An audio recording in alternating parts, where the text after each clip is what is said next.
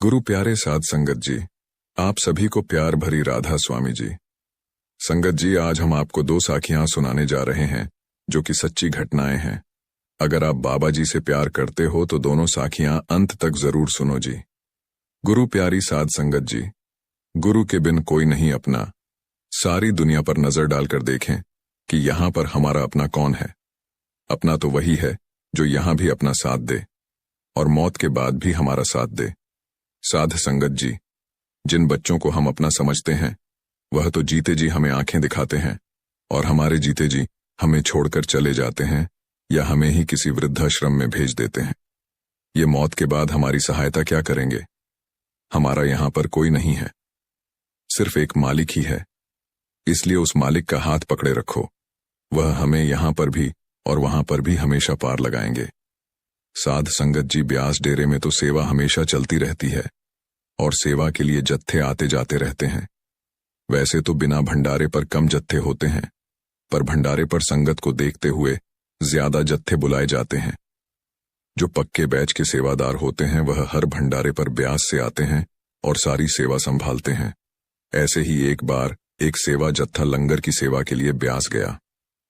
सब सेवादारों ने मन लगाकर सेवा की। सारा दिन सेवा करने के बाद सभी सेवादार वहां से सोने के लिए चले गए और एक सेवादार वहीं पर रुक गया कि संगत में से कोई लंगर खाने के लिए रह गया होगा तो वह कभी लंगर खाने के लिए आ जाए तो कोई तो होना चाहिए। थोड़ी ही देर के बाद कुछ संगत वहां पर लंगर करने के लिए आ गई। सेवादार ने सबको प्यार से हाथ जोड़कर राधा स्वामी किया और कहा कि भाई अलग और बहनें अलग लाइन में बैठ जाएं। संगत जी एक बुजुर्ग सरदार जी थे। सेवादार की बात सुनकर उन्होंने कहा, भाई हम सब एक ही परिवार से हैं, इसलिए हम सभी एक साथ बैठकर ही लंगर खाएंगे।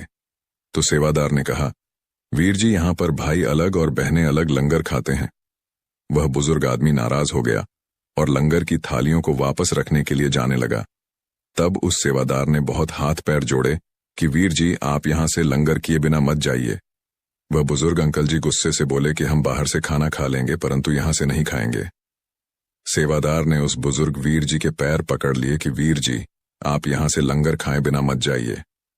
वह बुजुर्ग इतने गुस्से में थे और बोले कि अब हमें यहां पर रहना ही नहीं है, चलो उठो तुम सब हमारे साथ, हमको यहां पर लंगर नहीं करना। तब उस सेवादार ने उन वीर जी की टांगों को पकड़ लिया और बोला कि अंकल जी आप यहां से लंगर खाए बिना मत जाइए, नहीं तो बाबा जी मुझसे बहुत नाराज हो जाएंगे।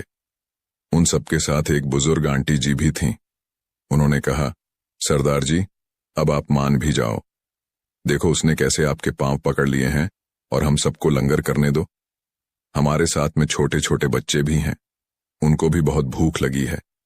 तब कहीं जाकर वह बुजुर्ग अंकल जी माने और फिर सबने एक साथ बैठकर लंगर किया और उस सेवादार का भी धन्यवाद किया। सेवादार का पक्का बैच था, वह तो हर भंडारे पर ब्यास सेवा पर आता रहता था।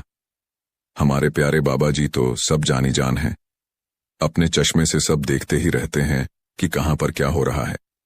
जो सेवादार तीनों भंडारों पर ब्यास जाते हैं और सेवा करते हैं तो बाबा जी उन सेवादारों को अलग से दर्शन देते हैं और प्रसादी भी देते हैं। पर शादी के समय जब बाबा जी ने सेवादारों को पैदल दर्शन दिए तो वह सेवादार सबसे आगे बैठा था। बाबा जी ने उस सेवादार की पीठ थपथपाई और उसको गले से लगा लिया। यह देखकर सब हैरान थे। तब उसके साथ वाले सेवादार मुस्कुरा दिए। कुछ समय के बाद वह सरदार अंकल जी और उनके परिवार वाले फिर ब्यास में आए और वह सेवादार भी लंगर में सेवा कर रहा था। तो एक भाई ने कहा कि वीर जी आप तो वही हैं ना जिन्होंने इस भंडारे पर हमारे बापूजी के पैर पकड़ लिए थे। वह हंसने लगे। वह बोले, वीर जी तब से हमारा जीवन ही बदल गया है और हम सब सतगुरु की शरण में लग गए हैं। आपकी नम्रता ने हमारे पूरे परिवार का दिल जीत लिया है। बाबा जी की दया मेहर आप पर सदा बनी रहे और आप हमेशा स्वस्थ रहें और गुरु घर में बढ़ चढ़कर सेवा करते रहें। इसी के साथ एक छोटी सी साखी और है। एक सत्संगी पिता पुत्र थे। उनका शहर में बहुत बड़ा ढाबा था। बहुत से लोग उनके ढाबे पर खाना खाने आते थे और कई लोग खाना अपने साथ पैक भी करवा कर ले जाते थे और कोई ऑर्डर करके भी मंगवा लेते थे। उन्होंने अपने ढाबे पर बहुत से लड़के काम करने के लिए रखे हुए थे। वह सुबह 11 बजे से रात को 11 बजे तक काम करते थे। एक रात 11 बजे तक सभी लड़के अपना अपना काम करके घर चले गए। उसके बाद उनको एक फोन आया। फोन पर कोई बुजुर्ग आदमी था। उसने कुछ खाने का ऑर्डर दिया तो पिता ने कहा कि अब तो सब लड़के चले गए हैं, अब हम आपका खाना नहीं भेज सकते। अगर आप चाहो तो आकर ले जाओ, हम आपका इंतजार करेंगे। उस बुजुर्ग ने कहा, मेरी पत्नी की तबीयत बहुत खराब है, अभी अभी इसे पीजीआई से वापस लेकर आए हैं, मैं उसे बिल्कुल भी अकेला नहीं छोड़ सकता। हम दोनों के सिवाय हमारे घर में कोई नहीं है। मेरी पत्नी ने खाना खाने के बाद ही दवाई लेनी है। हो सके तो कृपया आप मेरी मदद करें। ढाबे के मालिक पिता ने तो उन्हें बिल्कुल मना कर दिया, परंतु साथ बैठा बेटा यह सब कुछ सुन रहा था और बोला, पिताजी आप उनका एड्रेस ले लो, मैं उनके घर खाना देकर आता हूं। पिता ने कहा, बेटा रात बहुत हो गई है, देखकर ध्यान से जाना। जब वह लड़का उस घर में ऑर्डर देने गया तो वह बुजुर्ग आदमी बहुत खुश हो गया और उसने उस लड़के को बहुत दुआएं दी। जब वह ऑर्डर देकर वापस मुड़ा तो एक कुत्ता सामने डस्टबिन में मुंह मार रहा था। मुझे देखकर वह मेरी ओर दौड़ा और मेरी बाइक के पास आकर मुझे बड़े प्यार से देखने लगा। मैंने उसके मुंह को हाथ लगाया और पूछा, भूख लगी है? तो वह कुत्ता मुझे बड़े प्यार से देख रहा था कि शायद यह मुझे कुछ खाने को दे दे। रात बहुत हो गई थी, अब तक तो सारी दुकानें भी बंद हो गई थीं। अगर मैं ढाबे की तरफ होता तो वहीं से ही इसे कुछ खाने को दे देता। मैं बाइक पर जल्दी से मार्केट की तरफ गया तो देखा एक आदमी दुकान बंद कर रहा था। मैंने उससे पूछा कि आपके पास कुत्ता का खाना है? तो वह बोला, नहीं कुत्ता का खाना तो नहीं है। मैंने सामने बेड पड़े देखे तो मैंने उससे 2 पैकेट ब्रेड ले लिए। जैसे ही मैं ब्रेड लेकर वापस आया तो वह कुत्ता दौड़कर मेरे पास आ गया। मैंने ब्रेड का एक पैकेट खोलकर दुकान के बाहर एक थड़ी पर डाल दिया। वह कुत्ता आराम से ब्रेड खाने लगा। इतने में 1-2 कुत्ते और आ गए तो मैंने दूसरा ब्रेड का पैकेट भी खोलकर उनको डाल दिया। वे डॉग मुझसे ऐसे चिपक रहे थे जैसे मेरे पुराने दोस्त हों। साध संगत जी, भूख तो इन्हें भी लगती है, इनकी मदद कीजिए और इन्हें कुछ न कुछ खाने को अवश्य देते रहिए। गुरु प्यारी साध संगत जी, आज की दूसरी साखी शुरू करते हैं। साध संगत जी, आप सब तो जानते ही हैं कि बाबा जी अपने बच्चों का और सभी बुजुर्गों का कितना ख्याल रखते हैं। आइए आज हम आपको बताते हैं इस साखी में बाबा जी ने बच्चों के लिए भी सभी सत्संग घरों में अलग से सत्संग घर बनवा दिए हैं, जिसमें 5 साल से 12 साल तक के बच्चे जाकर सेवा करते हैं और सत्संग सुनते हैं। ऐसे ही छुट्टियों में बाबा जी का पोता भी विदेश से ब्यास अपने मम्मी पापा के साथ आया हुआ था। वह भी डेरे में बच्चों के साथ सत्संग में जाने लगा और उसने बच्चों से लंगर के बारे में सुना और वह घर आकर बोला, आज मैं घर की रोटी नहीं खाऊंगा, मैं तो लंगर में जाकर ही खाऊंगा। सभी उससे कहने लगे कि घर में खाना खा लो, लेकिन उसने तो जिद ही पकड़ ली कि मैंने तो लंगर में ही खाना है। अब दादाजी को तो अपने पोते से प्यार होता ही है, तो बाबा जी उसे साथ लेकर लंगर में खाना खाने चल पड़े। उन्होंने सिर पर टोपी डाल ली कि संगत उन्हें न पहचान सके। संगत के बीच में वह भी थाली उठाकर चल पड़े। सेवादारों ने संगत के साथ उन्हें भी पंडाल नंबर 5 में लंगर खाने के लिए भेज दिया। बाबा जी और उनका पोता आराम से जाकर लाइन में बैठ गए। बाबा जी और उनके पोते ने बड़े प्यार से लंगर खाया। बाबा जी को लंगर पर आने वाली एक सेवादार ने पहचान लिया। उसने बाबा जी को राधा स्वामी बोला। बाबा जी ने उसे सेवादारों को मुंह पर उंगली रखकर चुप रहने के लिए कहा तो उसने भी किसी को कुछ नहीं बताया। अगर वह किसी को कुछ बताती तो सारी संगत बाबा जी को घेर लेती। बाबा जी और उनका पोता आराम से लंगर नहीं खा पाते। आज लंगर में आलू बैंगन की सब्जी और खिचड़ी बनी हुई थी। जब बाबा जी ने लंगर खा लिया तो वह सेवादार ने अपने प्रसाद की टोकरी किसी और सेवादार को देकर बाबा जी की थाली को धोने के लिए ले गई। थाली साफ करके जब वह आई तो उनकी लाइन की सेवा खत्म हो गई थी। सभी सेवादार यहां आराम से बैठी थीं। तब उसने सबको बताया कि अभी बाबा जी इसी पंडाल में और अपनी सेवा वाली लाइन में बैठकर अभी अभी बाबा जी यहां से लंगर खाकर गए हैं। तो सभी सेवादार व सेवादार बहुत हैरान हो गए कि हमने अपने सद्गुरु को क्यों नहीं पहचाना। सद्गुरु हमारे सामने बैठे रहे और हम उन्हें पहचान न सके। फिर कोई कहे मैंने उन्हें सब्जी दी थी और कोई कहे मैंने तो उन्हें खिचड़ी दी थी। बच्चे को तो खिचड़ी बहुत अच्छी लग रही थी। उसने रोटी कम और खिचड़ी ज्यादा खाई थी। घर जाने के बाद दादा पोते में जो वार्ता हुई उसके बारे में हम आपको बताते हैं। दादाजी, लंगर में जो रोटी सब्जी, रोटी दोनों अच्छी थी और जो खिचड़ी थी वह तो बहुत अच्छी थी। तो बाबा जी अपने पोते से बोले, बेटा मेरे सेवादार इसे 3 चीजों से मिलाकर बनाते हैं। वह बच्चा बोला, वह कैसे? बाबा जी ने कहा, दाल, चावल, पानी, यानी सेवा, सिमरन और भजन करते हुए बड़े प्यार से बनाते हैं। खिचड़ी हल्की होती है, बच्चे और बूढ़े बीमार आराम से खा सकते हैं। पोता बोला, दादाजी आप सबका कितना ख्याल रखते हैं? तो बाबा जी बोले, बेटा जो लोग इतनी दूर दूर से मुझसे मिलने आते हैं या डेरा घूमने के लिए आते हैं तो उनका ख्याल मुझे ही तो रखना है। बाबा जी ने बुजुर्गों के लिए भी अलग सत्संग घर बना दिए हैं ताकि बुजुर्ग संगत सीधा सत्संग के लिए बसों से पंडाल में पहुंच जाए। बाबा जी ने उन बुजुर्गों के रहने के लिए लुधियाना और जालंधर में सेंटरों में इंतजाम करवा दिए हैं। वहां पर भी सेवादारों को लंगर की और बुजुर्गों के रहने की सेवा करने का मौका दे दिया है। जो बुजुर्ग संगत ब्यास में सत्संग सुनने के लिए आती है उनको वहीं पर बैठे बैठे ही प्रसाद और पैक लंच दे दिए जाते हैं ताकि बुजुर्ग संगत को कोई परेशानी न हो। उन संगत के लिए चाय का प्रबंध भी बुजुर्गों के पंडाल में ही करवा दिया है। हमारा सतगुरु हमारा कितना ख्याल रखते हैं, लेकिन हम हैं कि उनका बिल्कुल भी कहना नहीं मानते। बाबा जी कहते हैं कि मेरे पीछे पीछे भागने से या मेरे कपड़ों को हाथ लगाने से या मेरी बार बार वीडियो बनाने से आप लोगों को कुछ नहीं मिलना। सत्संग के वक्त बाबा जी ने गुस्से में बताया कि कुछ दिन पहले वह एक जगह पर किसी के भोग पर गए थे। वहां पर हमारे रिश्तेदार कम थे और संगत ज्यादा थी। संगत द्वारा वहां पर बहुत बेअदबी की गई। बाबा जी ने समझाया कि उनके पीछे भागने, कपड़े पकड़ने, गाड़ी को छूने से मुक्ति नहीं है। बाबा जी ने कहा, असली दर्शन हमें अंदर से करने हैं, बाहर से नहीं। संगत जी, हम शायद बाबा जी के सत्संग को ध्यान से सुनते ही नहीं। अगर सुनते होते तो समझते कि हमारे बाबा जी हमें क्या समझाना चाहते हैं। 30 जून रविवार के दिन ब्यास भंडारे पर बहुत भीड़ थी और बहुत तेज बारिश भी हुई।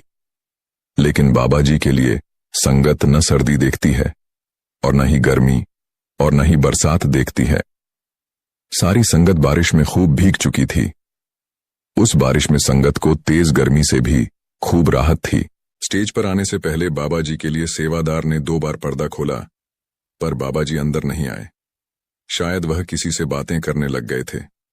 जब तीसरी बार पर्दा खुला तो बाबा जी स्टेज पर आए। बाबा जी के स्टेज पर आते ही होता है एक चमत्कार।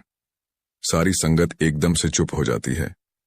पूरे पंडाल में शांति छा जाती है। सबकी नजर अपने सद्गुरु को ही देख रही होती है। सद्गुरु स्टेज पर आकर पहले सारी संगत को माथा टेकते हैं। राधा स्वामी बोलते हैं। वह नजारा तो देखने वाला होता है कि कब मालिक आकर अपनी दूर पास बैठी पूरी संगत पर अपनी दया मेहर की दृष्टि डालते हैं। सद्गुरु का है नूरी स्वरूप, बड़ा प्यारा लगता है। फिर 8:30 बजे सत्संग शुरू हुआ और बाबा जी ने तुलसी साहब की वाणी ली। दिल का हुजरा साफ कर जाना। आने के लिए ध्यान गैरों को हटा उसको बिठाने के लिए। बाबा जी ने बताया कि गोस्वामी तुलसीदास जी अलग हैं और तुलसी साहब जी अलग हैं। बाबा जी ने सत्संग में खोलकर समझाया कि चाहे कितनी भी धर्म हो, कोई भी धर्म हो, यह नहीं कहता कि मालिक 2 हैं। मालिक एक ही है। दुनिया में हर किसी के मन में जात पात के कारण एक दूसरे के खिलाफ नफरत भरी हुई है। हर कोई अपने ही धर्म को ऊंचा दिखाने में लगा हुआ है। लेकिन जब उस परमात्मा ने यह दुनिया बनाई थी तब न तो कोई धर्म था, न ही कोई जात पात। यह सब दुनिया के द्वारा बनाई गई है। बाबा जी ने समझाया कि मन में मैं लेकर उस परमात्मा को याद करोगे तो कोई फायदा नहीं होने वाला। बाबा जी ने कहा कि हमें अगर किसी बर्तन में कुछ रखना है तो उस बर्तन को साफ करके ही रखेंगे, लेकिन अगर हम अपने मन में उस परमात्मा को बिठाना चाहते हैं तो सबसे पहले अपने मन को साफ करना पड़ेगा। और यह जात पात और ऊंच नीच जैसी नफरत को अपने मन से निकालकर मन को पूरी तरह से साफ करना पड़ेगा। मन साफ किससे होगा? भजन सिमरन से। गुरु प्यारी साध संगत जी हुजूर महाराज चरण सिंह जी कहते हैं, जब तक मालिक को मंजूर ना हो तब तक हमारा ख्याल उसकी ओर जा ही नहीं सकता। वह मालिक खुद ही हमें अपनी ओर खींचता है। हम सोचते हैं कि हम उस मालिक से प्यार करते हैं, परंतु असल में वह खुद ही हमें अंदर से अपनी ओर खींचता है। वह खुद ही हमें अपना प्यार बख्शता है। यह जो प्रेम है वह भी मालिक की ही अपनी बख्शीश है। जब तक उस मालिक को मंजूर न हो तब तक हम उस कुल मालिक के बारे में सोच भी नहीं सकते। साधु संगत जी, एक सत्संगी परिवार ने अपने प्यारे बाबा जी का स्वागत ऐसे शानदार ढंग से किया कि आप सुनकर हैरान रह जाएंगे। एक बुजुर्ग आदमी हर रविवार सत्संग में जाते थे, सत्संग सुनते थे और बाबा जी को जो हाथ जोड़कर नया स्वरूप कैनवस पर आया है, वह बाबा जी का बड़ा स्वरूप लेना चाहते थे। वे जब भी बुक स्टॉल में जाकर पूछते कि बाबा जी का नया स्वरूप है क्या, तो सत्संग घर वाले सेवादार कहते, भाई साहब 2 फोटो आई थी, वह बिक गई, अगली बार जब आएगी आप फिर ले लेना। वह वहां से चुप करके वापस आ जाते। ऐसे ही 3-4 बार वह बाबा जी का स्वरूप लेने के लिए गए, पर उनको वह स्वरूप नहीं मिला। बाबा जी का नया स्वरूप आते ही सत्संग घर के सेवादार बुक स्टॉल से पहले ही ले जाते थे और उन अंकल जी को बाबा जी की नई फोटो नहीं मिली। एक दिन वह शनिवार को ही सत्संग में आ गए तो उन्होंने देखा बुक स्टॉल में कुछ सेवादार काम कर रहे हैं, तो वह वहां पर चले गए और बोले, भाई साहब क्या मुझे बाबा जी का नया स्वरूप मिल जाएगा? तो सेवादारों ने कहा, हाँ अंकल जी मिल जाएगा। सेवादार कहने लगे, अंकल जी अभी अभी ही बुक स्टॉल का सामान आया है, आप तो कितने समय से सत्संग घर में बाबा जी का नया स्वरूप मांग रहे हैं। वह बोले, जब बाबा जी हमारे घर आना चाहेंगे तभी तो आएंगे, मर्जी तो स्कूल मालिक की ही चलेगी, हमारी थोड़ी चलेगी। वह सत्संग घर से बाबा जी का बड़ा हाथ जोड़ने वाला स्वरूप लेकर गए और कार में आगे वाली सीट पर बड़े आदर भाव से रखकर अपने घर चल दिए। घर जाकर उन्होंने अपने घर की घंटी बजाई और घर के सभी लोगों को बाहर आने को कहा और बोले, देखो आज हमारे घर प्यारे प्यारे बाबा जी आए हैं, अब आप सभी मिलकर प्यारे प्यारे बाबा जी का प्यार से स्वागत करो। सबने बारी बारी बाबा जी के स्वरूप को हाथ जोड़कर राधा स्वामी बोला और फिर स्वरूप को उठाकर अपने घर में अंदर लेकर गए। अंदर जाकर सबने बाबा जी के पधारने का धन्यवाद किया और सबने हाथ जोड़कर बाबा जी की विनती की और बाबा जी का मिश्री का प्रसाद भी खाया।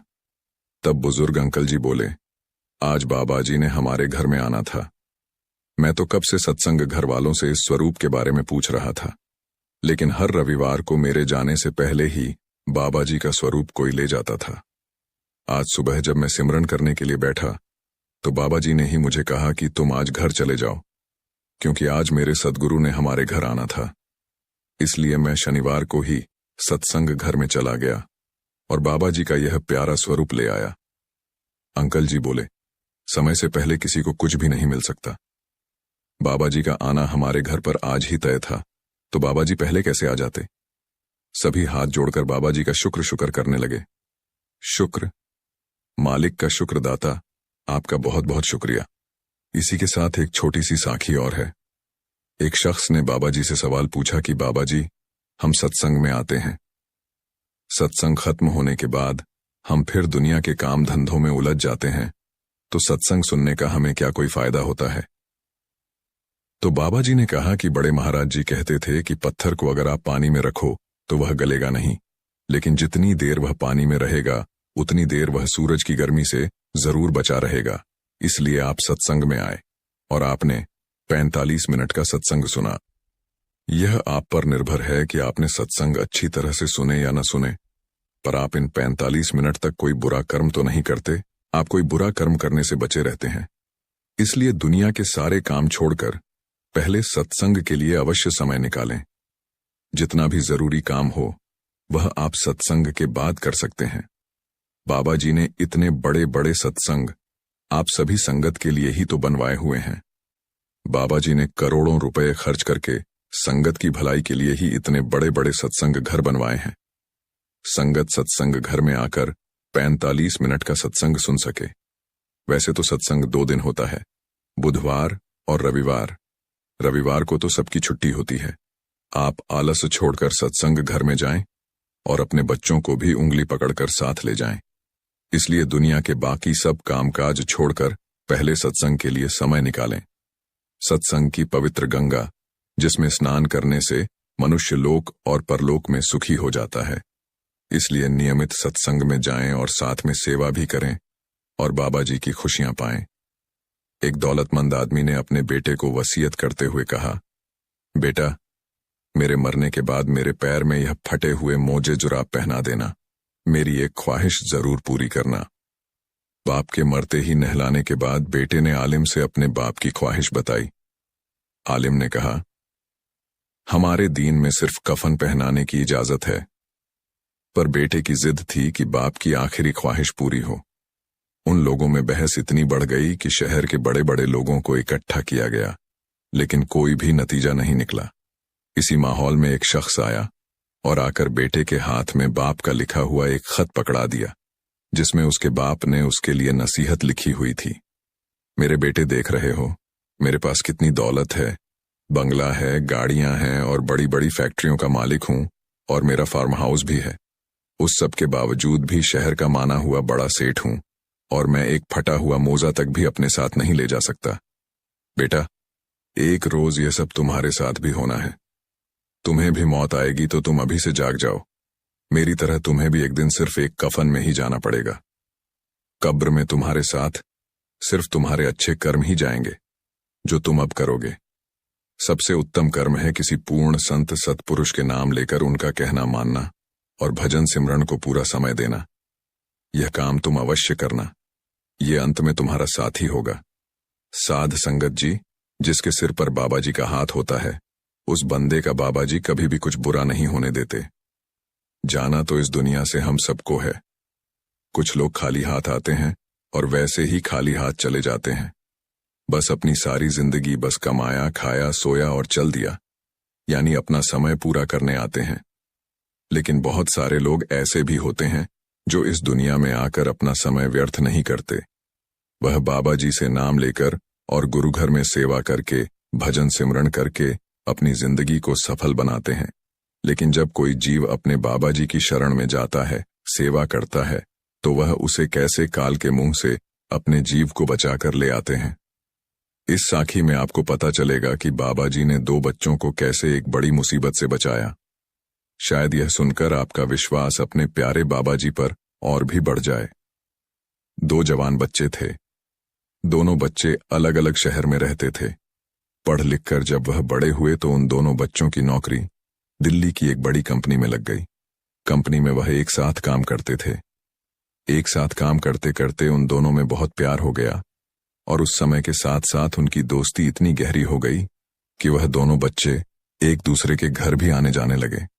उन बच्चों में से एक बच्चा जो था वैसे संघी परिवार से था, और उस बच्चे को डेरे में जाना और वहां पर जाकर सेवा करना बहुत अच्छा लगता था।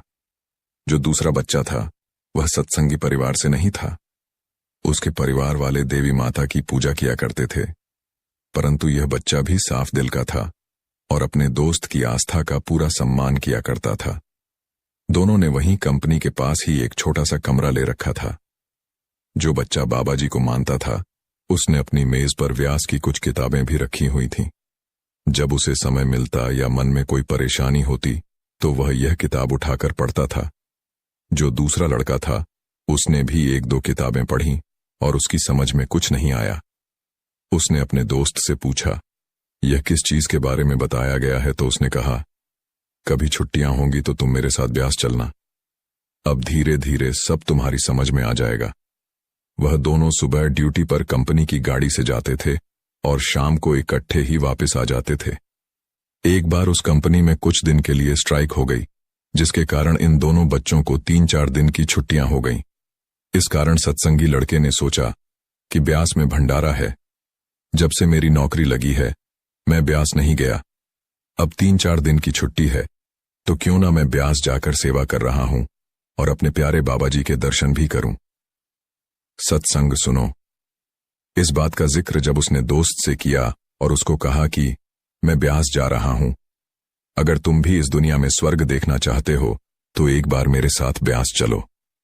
तो उसके दोस्त ने कहा, मैं यहां पर अकेला क्या करूंगा। वह भी ब्यास चलने को राजी हो गया। उन्होंने तत्काल में अपनी टिकट बुक करवा ली और वीरवार शाम को यह दोनों ट्रेन में बैठकर डेरे पहुंच गए। सत्संगी परिवार का बच्चा तो अक्सर डेरे में आता रहता था, लेकिन जो उसका दोस्त था वह तो डेरे में पहली बार ही आया था। जब उसने अंदर आकर डेरे की खूबसूरती को देखा तो यह सब देखकर वह बहुत प्रभावित हुआ। उसके दोस्त ने उसे बताया कि यहाँ का जो काम है वह सब बाबा जी के सेवादार करते हैं। हम तो जब भी यहाँ पर आते हैं सेवा करते हैं। अगर तुम भी मेरे साथ सेवा करना चाहते हो तो बड़ी खुशी से कर सकते हो। उसका दोस्त कहने लगा, तुम सेवा करोगे तो मैं यहाँ अकेला क्या करूंगा? मुझे तो कोई जानता भी नहीं। ठीक है, मैं भी तुम्हारे साथ यहाँ पर सेवा कर लेता हूँ। फिर वह दोनों कैंटीन में जाकर जत्थेदार से मिले। वह तो उस लड़के को जानते थे, तो वह बोले, बेटा तुम अपनी मम्मी पापा के साथ क्यों नहीं आए? तो उसने कहा, अंकल वह तो यहाँ से लुधियाना से आए हैं, मैं तो दिल्ली नौकरी करता हूँ। 2-3 दिन की छुट्टियां थीं, मैंने सोचा ब्यास चलते हैं, अपने परिवार से भी मिल लेंगे और सत्संग सुन लेंगे और बाबा जी के दर्शन सब हो जाएगा। उस लड़के ने कहा, अंकल जी अभी मेरा दोस्त है, हम दोनों को सेवा करनी है, आप हमें किसी सेवा में लगा दो। जत्थेदार ने कहा, ठीक है, तुम दोनों कंप्यूटर चलाना जानते होगे तो जाओ वहां पर काउंटर पर सेवा कर लो। तो वह दोनों दोस्त कंप्यूटर में कार्ड डालकर पर्ची देने की सेवा करने लगे। आपको मालूम है, सत्संग के समय कैंटीन 1 घंटा पहले बंद हो जाती है, तो दोनों दोस्त शनिवार को भी बाबा जी के दर्शन करके आए। रविवार को भी दोनों सत्संग सुनने के लिए गए और फिर आकर अपनी सेवा में लग गए। जब भी सेवादारों का लंगर आता तो वह दोनों खा लेते, चाहे दूध वगैरह कैंटीन से ही ले लेते थे। रविवार शाम को जब दोनों दोस्त अपना बैच वापस करने गए तो वहां के इंचार्ज ने कहा कि आप दोनों को अभी और सेवा करनी है, आज आप नहीं जा सकते, आप कल सुबह चले जाना। वह बोले, अंकल जी हमने तो ट्रेन के रिजर्वेशन आज की करवा रखी है। तो इंचार्ज ने कहा, बेटा यह हमारा नहीं, बाबा जी का हुक्म है कि इन बच्चों को आज नहीं जाने दिया जाए। जो सत्संगी लड़का था उसके पापा भी बेंच देने आए तो वह इंचार्ज उसको रोक रहे थे कि बाबा जी का हुक्म है। तो उसके पापा ने भी कहा, बेटा आज रुक जाओ, इसी में हमारी भलाई है। मैं रात को वहीं कैंटीन में रह गए। सुबह कैंटीन से चाय वगैरह पीकर जब उनको बैच देने गए तो इंचार्ज ने बोला, बेटा तुमने कौन सी ट्रेन से वापस जाना था? तो वह लड़के बोले, सुपरफास्ट।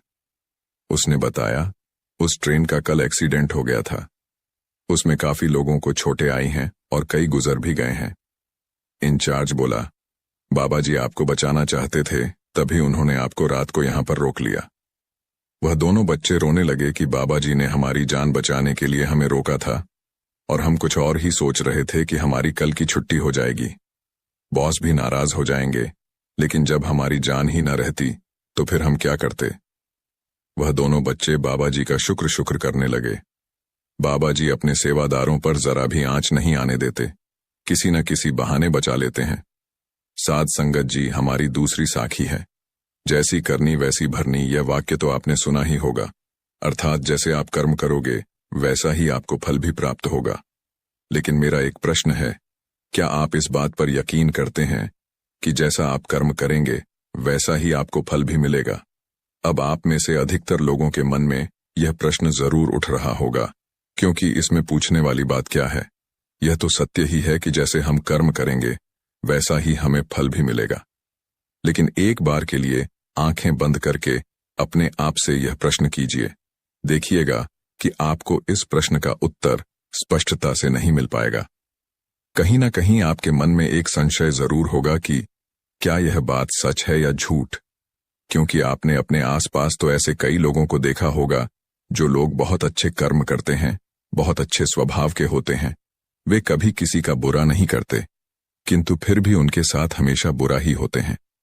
वे लोग हमेशा दुखी रहते हैं, हमेशा परेशान रहते हैं।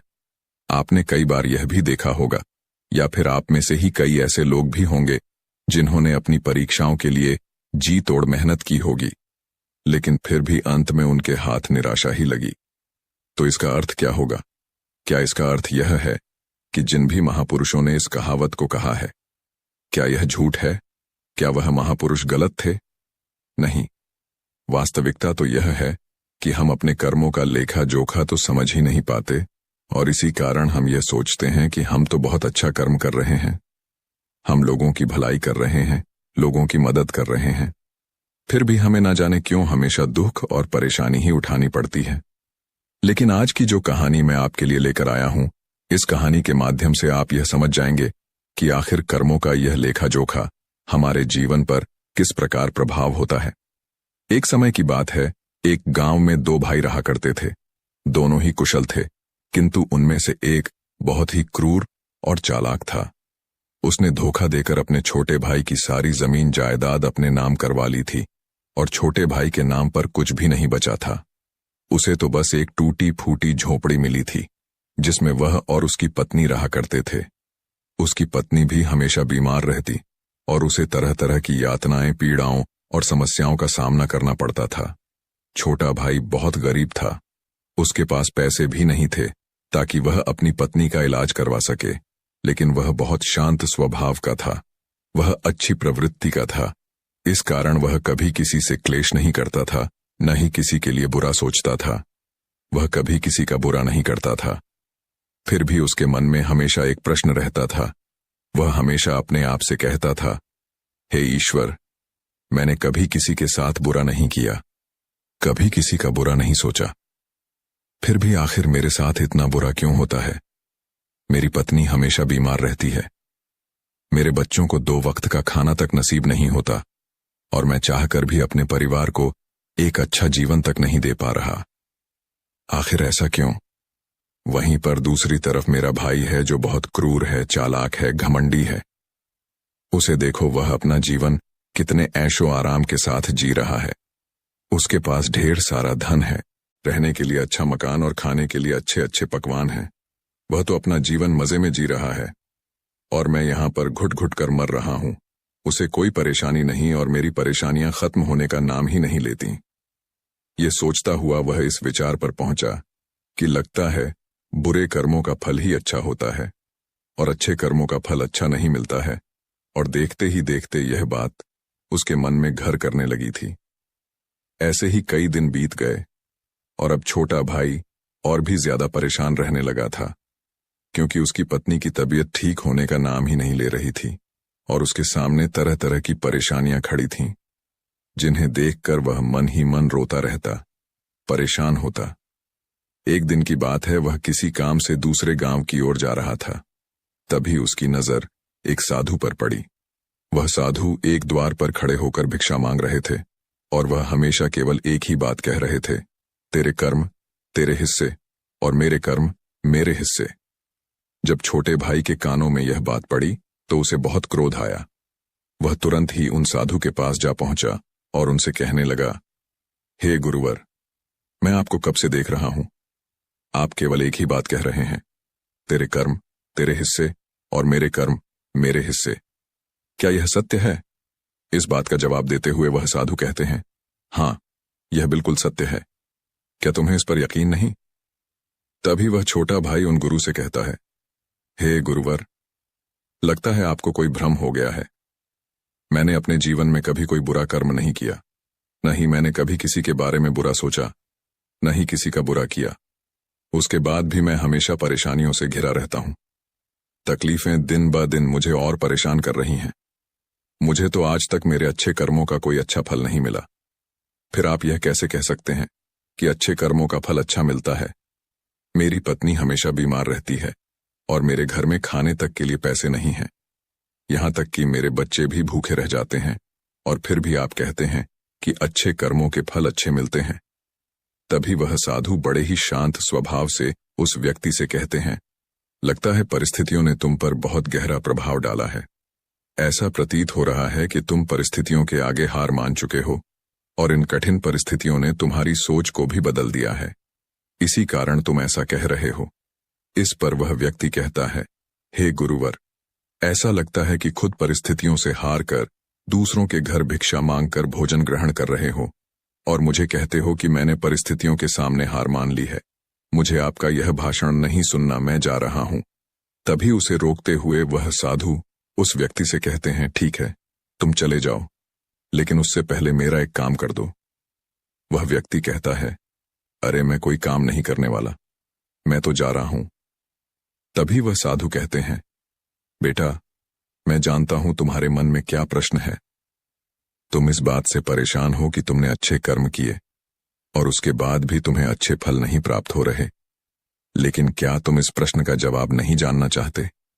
क्या तुम यह नहीं जानना चाहते कि तुम्हारे साथ ऐसा क्यों हो रहा है? यह सुनकर वह छोटा भाई कुछ देर के लिए चुप हो गया और कुछ देर सोच विचार करने के बाद वह कहता है, अच्छा ठीक है, बताइए मुझे क्या करना होगा। तभी वह साधु उस व्यक्ति से कहते हैं, मेरा बस एक छोटा सा काम कर दो। कल सुबह सुबह तुम मेरे लिए कुछ फल लेकर मेरे आश्रम आ जाना, और जब तुम वहां पर आओगे तो मैं तुम्हें तुम्हारे सभी प्रश्नों का उत्तर तुम्हें दे दूंगा, और तुम्हें यह भी समझ में आ जाएगा कि तुम्हारे साथ ही ऐसा क्यों हुआ। इतना कहकर वह साधु अपना भिक्षा पात्र लेकर वहां से अपने आश्रम की ओर चलने लगे। लेकिन वह व्यक्ति कुछ देर के लिए वहीं पर खड़ा रह गया और यह सोचने लगा कि क्या उसे फल लेकर उन गुरु के आश्रम में जाना चाहिए या नहीं। यही सोचता हुआ वह घर लौट आया। रात भर उसके मन में केवल यही प्रश्न था कि मैं उनके पास फल लेकर जाऊं या ना जाऊं। देखते ही देखते सुबह होने लगी और अब उस छोटे भाई ने यह तय कर लिया कि वह फल लेकर उन गुरु के आश्रम जरूर जाएगा। वह घर से निकलता है और कुछ फल खरीदता है, जिसे लेकर वह उन गुरु के आश्रम की ओर चल पड़ता है। उन गुरु का आश्रम थोड़ी दूर पर था और उसका रास्ता पास के ही जंगल से होकर गुजरता था, इसलिए उस रास्ते पर कोई हलचल भी नहीं थी और जगह जगह पर लंगूर और बंदर दिखाई दे रहे थे। जब वह छोटा भाई फल लेकर उन गुरु के आश्रम जा रहा था, तभी उन बंदरों को देखकर उसके मन में यह विचार उठता है कि क्यों न यह फल वह उन बंदरों को खिला दे। लेकिन तभी उसे याद आता है कि उन गुरु ने उसे वह फल आश्रम लाने को कहा है, इसलिए वह जैसे तैसे अपने मन को मनाकर उन गुरु के आश्रम की ओर चल पड़ता है और देखते ही देखते कुछ देर में वह उन गुरु के आश्रम पहुंच जाता है। वह उन्हें प्रणाम करके उनसे कहता है, यह देखिए, मैं आ गया और जैसा कि आपने कहा था, कुछ फल लाने के लिए वह भी मैं लेकर आया हूं। अब तो मुझे बता दीजिए कि आखिर मेरे साथ ही ऐसा क्यों होता है। तभी वह साधु मुस्कुराते हुए उस व्यक्ति से कहते हैं, बताता हूं, लेकिन उससे पहले तुम मेरे एक प्रश्न का उत्तर दो। तभी वह व्यक्ति कहता है, यह कौन सा प्रश्न है? तभी वह साधु कहते हैं, जब तुम मेरे आश्रम की ओर आ रहे थे और तुम्हारे मन में जब यह विचार उठा कि तुम यह फल उन बंदरों को खिला दो, तो तुमने ऐसा क्यों नहीं किया? यह सुनकर वह व्यक्ति बड़ा आश्चर्यचकित हुआ। उसे यह समझ ही नहीं आ रहा था कि आखिर जो विचार उसके मन में उठा था वह उन साधु को कैसे पता चला। तभी वह व्यक्ति दोनों हाथ जोड़कर उन साधु से कहता है, हे गुरुदेव, यह बात तो मेरे मन में थी, किंतु आपको कैसे पता चला कि मैं बंदरों को फल खिलाना चाहता था? तभी वह साधु मुस्कुराते हुए उस व्यक्ति से कहते हैं, बेटा, जरूरी यह नहीं कि मुझे यह बात कैसे पता चली। जरूरी तो यह है कि तुमने उन बंदरों को यह फल क्यों नहीं खिलाया। वह व्यक्ति कुछ देर के लिए सोच में पड़ गया और उसने हड़बड़ाते हुए उन साधु को जवाब दिया, क्योंकि आपने मुझे यह फल आपके पास लाने के लिए कहा था। तभी वह साधु उस व्यक्ति से कहते हैं, बेटा, जिस तरह से एक बछड़ा हजारों गायों में भी अपनी मां को ढूंढ ही लेता है, ठीक उसी प्रकार कर्मकर्ता को ढूंढ ही निकालता है। जैसे कि यह कर्म मेरे हाथों से ही लिखा था कि मैं ही इन बंदरों को यह फल खिलाऊंगा, इसलिए तुम यह फल उन बंदरों को ना खिला सके और यह फल तुम मेरे पास लेकर आए। इतना कहकर उन साधु ने वह फल उन बंदरों को खिलाना शुरू कर दिया। लेकिन वह व्यक्ति अब तक उन साधु की बात का मतलब नहीं समझ पाया था। वह उन साधु से कहता है, हे गुरुवर, आप क्या कहना चाहते हैं? मुझे आपकी बात कुछ समझ नहीं आई, कृपया करके मुझे साफ और स्पष्ट तौर पर समझाएं। तभी वह साधु मुस्कुराने लगे और व्यक्ति से कहते हैं, हम मनुष्यों को हमेशा से यही लगता है कि हम ही करता है और हम ही कर्म करते हैं, लेकिन वास्तविकता तो कुछ और है। यहां पर समझने वाली बात यह है कि कर्म हमारा चुनाव खुद करता है, हम कर्म का चुनाव नहीं करते। यदि आप किसी काम को करने के योग्य हैं, तो कर्म आपको लाखों लोगों की भीड़ में से भी ढूंढकर निकाल ही लेगा। इसीलिए जरूरी यह है कि कर्म करने पर नहीं, बल्कि योग्य बनने पर ध्यान दो। यदि तुम्हारा पूरा ध्यान केवल कर्म करने पर होगा, तो तुम कभी भी योग्य नहीं बन पाओगे और कभी भी कर्म तुम्हारा चुनाव ही नहीं करेगा। इस पर वह व्यक्ति कहता है, हे गुरुवर, योग बनने से आपका क्या मतलब है? आपका कहना है कि क्या मैं अपने परिवार का पालन पोषण नहीं कर सकता? तभी वह साधु उस व्यक्ति से कहते हैं, नहीं नहीं, मेरे कहने का अर्थ यह नहीं है। मैं तो तुमसे यह कहना चाहता हूं, योग्य बनने के लिए जिन कर्मों की आवश्यकता होती है उसके लिए तुम्हें पहले छोटे छोटे कामों को करना शुरू करना होगा। और जब तुम उन कामों में निपुण हो जाओगे, कुशल हो जाओगे, इतने योग्य बन जाओगे, तो बड़ा कर्म, या फिर यूं कहें कि यह मुख्य कर्म जिस कर्म के लिए तुम बने हो, वह कर्म तुम्हें ढूंढ ही लेगा और वह कर्म तुम्हारे पास खुद ही चला आएगा। उदाहरण के तौर पर तुम इन बंदरों को ही देख सकते हो। ये बंदर जब छोटे होते हैं तब से ही यह पैरों पर चलना सीखते हैं, गुलाटी लगाना सीखते हैं, दौड़ना सीखते हैं, छलांग लगाते हैं। शुरू शुरू में इसे तकलीफ होती है कि कभी गिर जाते हैं तो कभी इन्हें चोट भी लगती है, लेकिन धीरे धीरे यह उन कामों में निपुण हो जाते हैं, कुशल हो जाते हैं और उसके बाद इनका भोजन इन तक स्वयं ही पहुंच जाता है। इसीलिए अपनी रोजमर्रा की जिंदगी में भी छोटे छोटे कर्म करते रहो तो बड़ा कर्म तुम तक खुद चला आएगा और तुम किसी भी बड़े लक्ष्य को प्राप्त कर सकोगे। आगे वह साधु उस व्यक्ति से कहते हैं, और यदि तुम योग्य बनने के लिए कर्म करोगे ही नहीं तो दूसरे लोगों के कर्म भी तुम पर हावी होने लगेंगे, तुम्हारे जीवन को प्रभावित करने लगेंगे। उदाहरण के लिए तुम्हारी पत्नी को ही ले लो।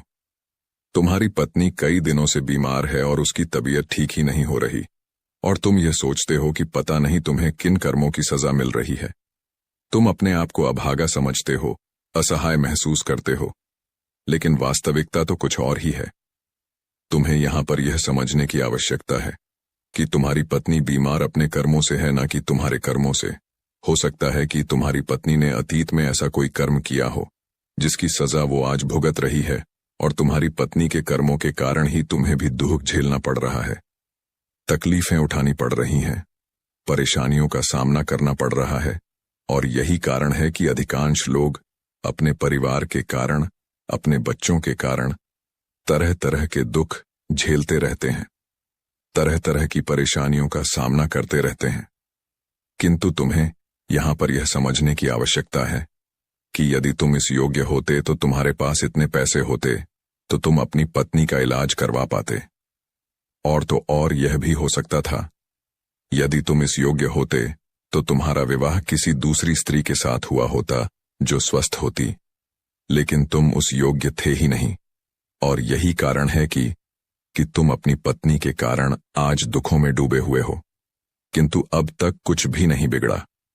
यदि तुम अब भी योग्य बन जाओ तो दूसरों के कर्म तुम्हें कभी भी प्रभावित नहीं कर पाएंगे। आगे वह सन्यासी उस युवक को चेतावनी देते हुए कहते हैं, मेरी एक बात हमेशा याद रखना, तुम्हें वह नहीं मिलता जो तुम चाहते हो, बल्कि तुम्हें वह मिलता है जिसके तुम योग्य हो। इसीलिए कर्म करने से ज्यादा योग्य बनने पर ध्यान दो, अपनी योग्यता बढ़ाओ। केवल कर्म का फल पाने के लिए कर्म मत करो, और फिर तुम कभी भी इन परेशानियों से निकल नहीं पाओगे।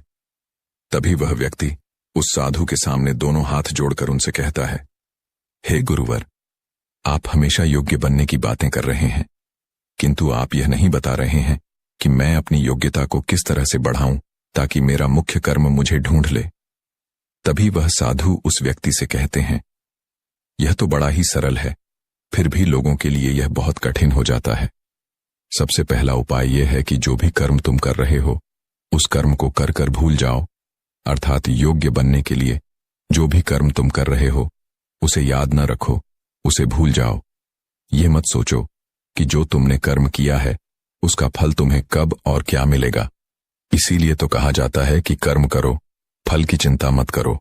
यदि तुम्हारा मन हमेशा फल की चिंता में ही लगा रहेगा तो इसका अर्थ यह हुआ कि तुमने वास्तविक तौर पर कोई कर्म किया ही नहीं। और हम में से अधिकांश लोग यही गलती करते हैं। उन्हें लगता है कि वह एक अच्छा कर्म कर रहे हैं जिसका फल भी उन्हें अच्छा ही मिलेगा। उनका सारा ध्यान केवल फल पर होता है, और यही कारण है कि वह अधिकांश समय दुखी होते हैं, क्योंकि जब उन्हें फल नहीं मिल पाता, या फिर यूं कहें कि जब उन्हें अपने मनवांछित फल नहीं मिल पाता, तो उनके मन को ठेस पहुंचती है और वे लोग दुखी रहने लगते हैं, परेशान रहने लगते हैं, और हमेशा यही सोचते हैं कि मैंने तो अच्छे कर्म किए थे, फिर भी मुझे अच्छे फल क्यों नहीं मिल रहे। और उनका यही सोचना उन्हें अपने लक्ष्य से भटका देता है। हाँ, आप यह जरूर कर सकते हैं। अपना कर्म करने के बाद उसका आकलन जरूर करें, लेकिन फल की चिंता न करें। तभी वह व्यक्ति उन साधु से कहता है, हे गुरुवर, आप कह रहे हैं फल की चिंता मत करो, लेकिन जो कर्म किए हैं उसका आकलन जरूर करो। यह कैसे संभव है? तभी वह साधु बड़े ही शांत स्वभाव से उस व्यक्ति से कहते हैं, बनते, जब तुम कोई कर्म करते हो तो तुम्हारे मन में हमेशा फल की चिंता होती है, जबकि तुम्हारे मन में फल की चिंता न होकर यह चिंता होनी चाहिए कि जो भी कर्म मैंने किए हैं, क्या उस कर्म में मैंने अपना 100% दिया है या नहीं। जब मैं वह काम कर रहा था तो मेरा ध्यान पूरी तरह से उस काम पर था या नहीं, कहीं मेरा ध्यान भटक तो नहीं रहा था। यदि तुम इन चीजों पर विचार करोगे या प्रश्न खुद से करोगे, तभी वास्तविक तौर पर तुम खुद का आकलन कर पाओगे, और जब तुम पूरे ध्यान के साथ किसी कर्म को करोगे तो तुम्हारे ध्यान की शक्ति भी बढ़ेगी और तुम्हारे कर्म करने की योग्यता भी बढ़ेगी। किंतु यदि तुम यह सोचते हो कि तुम्हें तो केवल कर्म करना है और केवल यही सोचकर तुम कर्म करते चले जाओगे, तो तुम्हें कर्म का फल कभी प्राप्त नहीं होगा और न ही तुम कभी योग्य बन पाओगे। इसलिए कर्म करने के बाद आकलन जरूर करो। ये देखो कि जब तुम वो काम कर रहे थे तो तुम्हारा ध्यान, तुम्हारा शरीर, तुम्हारा मन पूरी तरह से उस कार्य पर था या नहीं। तभी वह व्यक्ति एक बार फिर उन साधु से प्रश्न करता है और कहता है, हे गुरुवर, आप सही कहते हैं कि जब भी हम कोई कर्म कर रहे हो हमारा पूरा ध्यान उस कर्म पर होना चाहिए, लेकिन मैं जब भी कोई कर्म करता हूं तो मेरे मन में तरह तरह के विचार चल रहे होते हैं। मेरा मन विचारों से ग्रसित होता है और तरह तरह की बातें सोचने लगता है। तो ऐसे में मैं अपने मन को किस तरह से केवल एक ही कर्म पर टिका सकता हूं? क्या इसका कोई उपाय है? तभी वह साधु मुस्कुराते हुए उस व्यक्ति से कहते हैं, बनते, जब तुम कोई कर्म कर रहे हो और उसमें जब तुम अपना पूरा भाव लगा देते हो, अर्थात कर्म करते समय अपना पूरा भाव डाल देते हो, तो तुम्हारा मन, शरीर और तुम्हारे भाव उसी कर्म पर केंद्रित हो जाते हैं और तुम पूरी निष्ठा, प्रेम और सद्भाव के साथ उस कर्म को कर पाते हो, अर्थात अपना 100% दे पाते हो। और वहीं पर जब तुम केवल कर्म करने की सोच से ही कर्म करते हो तो तुम उसमें अपना भाव नहीं लगा पाते और न ही तुम उसमें अपनी पूरी निष्ठा लगा पाते हो। इसी कारण वह कर्म अकर्म नहीं रह जाता और न ही उसका कोई फल तुम्हें प्राप्त होता है। आगे वह साधु उस व्यक्ति से कहते हैं, यदि कोई भी मनुष्य इन बातों को सही तरीके से अपने जीवन में उतारे, इन बातों को ध्यान रखकर कर्म करे, तो वह अपने आप को योग्य बना सकता है। और एक बार जब वह योग्य बन जाता है तो कर्म उसे कहीं से भी खोज कर निकाल लेगा और वह जीवन में किसी भी सफलता को प्राप्त कर पाएगा। इतना कहकर वह साधु मौन हो गए और वह छोटा भाई भी अब यह समझ चुका था कि उसके अच्छे कर्मों का फल उसे अच्छा क्यों नहीं मिल रहा था। उसने उन गुरु को प्रणाम किया और वह वापस घर की ओर लौट गया। साध संगत जी, यह हमारी आज की साखियां। अगर बाबा जी से प्यार करते तो चैनल को सब्सक्राइब जरूर करें जी। राधा स्वामी जी।